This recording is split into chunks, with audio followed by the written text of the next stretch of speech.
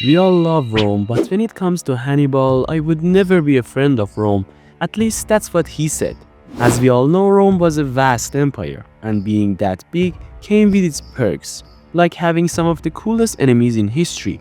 And today I figured let's cover the impressive life of Hannibal Barca, the original nightmare for the Romans. So basically, here is how it goes. We are some 200 years before Rome became an empire, so they are still in their teenage years of being a republic. At this point, Rome had already expanded to control most of Italy, and after their victory in the First Punic War, they seized Sicily from Carthage. Carthage was this old and glorious empire founded by the Phoenicians, and by the time our Hannibal Barca was born, it was clear that the Mediterranean could no longer sustain both the rising power of Rome and the mighty Carthage. One side had to come out on top, and after the First Punic War, Carthage found itself on the losing end. Not only they lose Sicily, but they were also slapped with a hefty war reparations to Rome. And let's just say their coffers were pretty much wiped clean. Oh, and here's a fun detail I almost forgot. Their mercenaries were really mad, because, you guessed it, they never got paid after the war. And when the mercenaries found out about the whole Carthaginian financial meltdown, they decided the reasonable course of action was to burn cities to the ground. But if you are good at your history lessons, you know that in these situations, fate has this funny way of voiling a savior. And in this case, the savior of Carthage was Hamilcar Barca, the father of Hannibal. Hamilcar, being the sharp general he was, quickly dealt with the angry mercenaries. But his real genius was when he set his sight on Iberia. You see, Iberia was practically bursting with silver mines and fertile land, so Hamilcar convinced the Carthaginian politicians to bankroll an invasion. And just like that, he was off to make Carthage richer than someone hitting the jackpot at a casino. And like any good dad, Hamilcar took his 9-year-old son, Hannibal, along for the ride. Now let me let you in on a little secret about Hamilcar. While most of the Carthaginian politicians were licking their wounds after their defeat by Rome, Hamilcar wasn't having any of it. In fact, he'd already scored some key victories against the Romans in the First Punic War, and when he learned that the Carthaginians had signed that humiliating peace treaty, his hatred for the Romans spiked to a whole new level. So, while on the surface his campaigns in Iberia seemed like a way to pay off the Romans, Hamilcar's true intention was always to get some serious revenge on them, a desire he wasn't shy to pass on to his son. The story goes that Hamilcar took the young Hannibal up and brought him to a sacrificial chamber. There, he made his son swear an oath, one that would shape history, that he would never be a friend of Rome.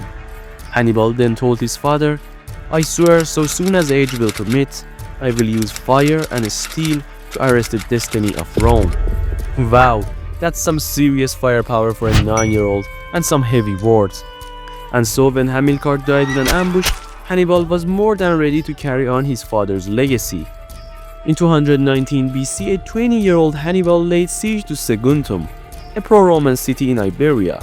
After 8 grueling months, when the walls finally crumbled, Hannibal wasted no time in slaughtering the garrison forces.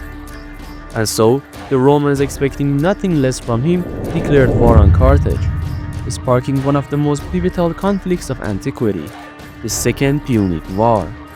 Now, before we go any further, let's take a moment to understand how Carthaginian politics actually worked. Power in Carthage wasn't in the hands of a single ruler, but was juggled between influential factions and powerful families. The Barca family, Hannibal's clan, held most of the military influence, while the real political power, especially in the Senate, was controlled by this wealthy aristocrat named Hanno. Don't worry, we'll be hearing more about him later. For now, just know that he is a dick. Back to Iberia, where Hannibal was busy assembling a massive army, one he planned to march straight into Italy. Now, marching headfirst into enemy territory was typically more of a Roman move than a Carthaginian one, but Hannibal was about to turn Carthage's usual passive strategy on its head. Of course, getting to the heart of the Roman Republic wasn't going to be a walk in the park. First, he had to cross the Pyrenees, where hostile Celtic tribes were less than thrilled to see him. But the real challenge was crossing the Alps, the most treacherous mountain range in all of Europe. And so began one of the most legendary marches in history. Hannibal led an army of roughly 50,000 infantry, 9,000 cavalry, and, because why not, 37 war elephants. The Alps, however, were not what you'd call elephant-friendly terrain. The icy slopes, freezing temperature, and constant harassment from local tribes made the crossing a complete nightmare. Soldiers and animals fell to their deaths, supplies dwindled, and morale plummeted. By the time they made it through, Hannibal had lost nearly half of his army. But despite these massive losses, he had done the impossible. He had brought a Carthaginian army into Italy, and Rome never saw it coming. But Hannibal had a big problem. He was deep in enemy territory with only half the men he'd started with. If he wanted to bolster his ranks, he needed the support of the Celtic tribes. But there was a catch. They weren't about to join just anyone. If Hannibal wanted their loyalty, he had to prove he was a certified Rome smasher. Now, since I know you are the Roman Republic enthusiast that you are, you probably already know that Rome was run by two councils, elected annually by the people, and a senate that advised them. And because this was ancient times after all, their main job wasn't pushing paperwork, but leading Rome's armies into battle. So Council Scipio rushed to intercept Hannibal, leading to the Battle of Ticinus. Now, this wasn't one of those massive, all-out bloodbaths. Don't worry, those are coming, but rather a swift cavalry skirmish that ended in a clear Carthaginian victory. It is said that Scipio's son, Scipio the Younger, yes, the very same guy who would one day earn the title Scipio Africanus, personally rescued his wounded father from the battlefield. Talk about a heroic origin story. Now, Rome being Rome wasn't about to take the loss lying down. This time they sent a much larger army under the command of the other council, Sempronius Longus, determined to crush Hannibal once and for all. Hannibal, who had gathered the support of multiple Celtic tribes, was more than eager to face Longus. The battle played out like this. Both armies camped on opposite sides of the freezing Trebia River. Hannibal sent his Numidian cavalry to provoke the Romans. Half-asleep and shivering in the cold, the Romans took the bait and charged after them. As the exhausted Roman army stumbled into the open plain, Hannibal had his forces already formed and waiting.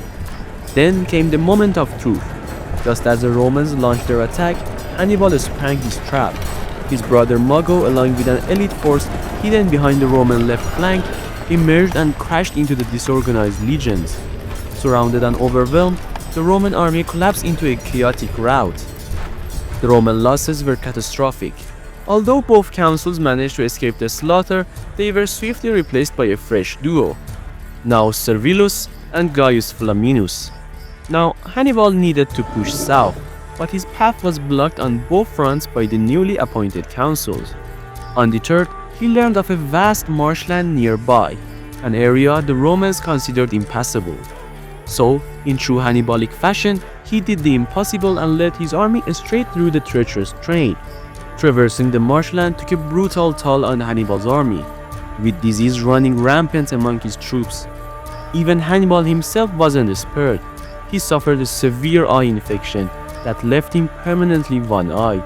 But now, more badass than ever, and rocking the one-eyed look, Hannibal was ready to crush the Romans once again.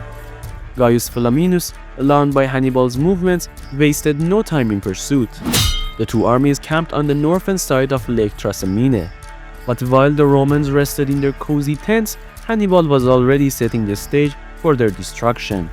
Using the dense forest as cover, he concealed the bulk of his army, positioning them perfectly to trap the Romans between the lake and an unforgiving wall of Carthaginian steel.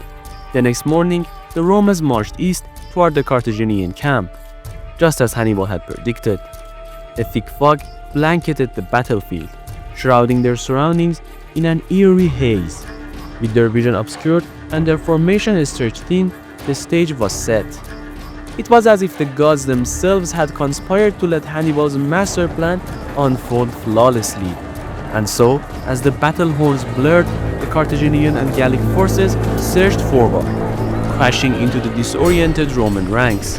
According to some ancient sources, the fog was so dense that the Romans could hear the enemy closing in from both flanks, but they couldn't see them. Panic spread like wildfire, and before they could even grasp the full scope of the ambush, Hannibal's trap was already a snapping shot. The exact circumstances of Flaminius's death on the battlefield remain unclear. Polybius reports that he was killed by a group of Gallic forces, whilst Livy offers a more dramatic account, describing a certain Gallic nobleman by the name of Lucarius who charged into the Roman lines, slaying the consul and decapitating him. And so, in one of the bloodiest ambushes Rome had ever seen, Hannibal had wiped out an entire army. 25,000 Romans gone, Flaminius dead, the Republic shaken to its core. But if the Romans were good at anything, it was refusing to stay down. In their hour of crisis, they did what they had always done when disaster struck. They appointed a dictator. Enter Fabius Maximus, Rome's last, best hope to stop Hannibal's rampage. His plan? No more reckless charges and no more battles on Hannibal's terms. Instead, he would play the long game. Wear Hannibal down, starve him out, deny him the one thing he needed most, another decisive victory. A solid strategy, right? Well, the Romans hated it. They wanted revenge. They wanted their legions in the field, swords drawn, marching headfirst into battle. And so, as Rome gathered its largest army yet, one thing became terrifyingly clear. Hannibal's war was far from over. Because next, he wouldn't just defeat the Romans, he would destroy them at a place called Cannae. And if you want to see how that battle unfolded, and trust me, you do, make sure to subscribe and hit that bell so you don't miss part 2. And while you are here, check out some of our other deep dives into history's greatest masterminds. Thanks for watching, and I'll see you next time.